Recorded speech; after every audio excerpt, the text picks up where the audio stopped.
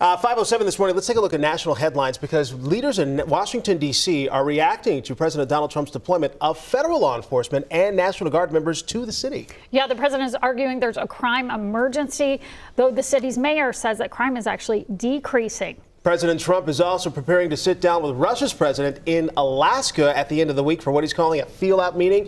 CBS News' Bradley Blackburn joining us from New York to break down the latest information. Bradley, good morning. AJ, Susan, Elizabeth, good morning. The president could be deploying those National Guard members this week, and he's also putting the city's Metropolitan Police Department under federal control. The administration says that he can do all this for up to 30 days without approval from Congress.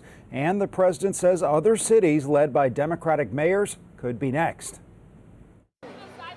For the first time in U.S. history, police in the nation's capital are now under federal control. President Trump says he's also deploying hundreds of National Guard troops to the city this week, claiming there's a spike in violent crime. We're going to take our capital back. We're taking it back. But D.C.'s Mayor Muriel Bowser pushed back with data showing crime has dropped 26% since this time last year. While this action today is unsettling and unprecedented, I can't say that given some of the rhetoric of the past, that we're totally surprised. White House and congressional sources say the move, which sparked protests, is expected to last 30 days. The president is also threatening to expand his crime crackdown to other U.S. cities. All this comes days before President Trump is set to meet with Russian President Vladimir Putin in Alaska. I'm going to be telling him, you got to end this war. You got to end it. The president has called Friday's summit a, quote, feel-out meeting. He says he'll be able to tell in minutes if Putin is serious about reaching a peace deal with Ukraine,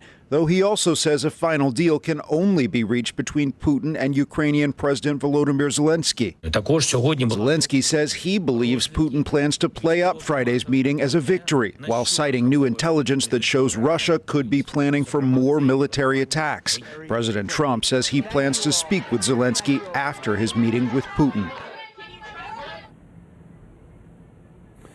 And European allies have pushed for Ukraine to be involved in any discussions, concerned that Russia could be at an advantage otherwise. Yesterday, President Trump dismissed the need for Zelensky to be in the room for this meeting Friday with Putin, but he did suggest a later meeting could include both leaders. AJ, Susan, Elizabeth. Bradley Blackburn live for us in New York with that update. Bradley, thank you.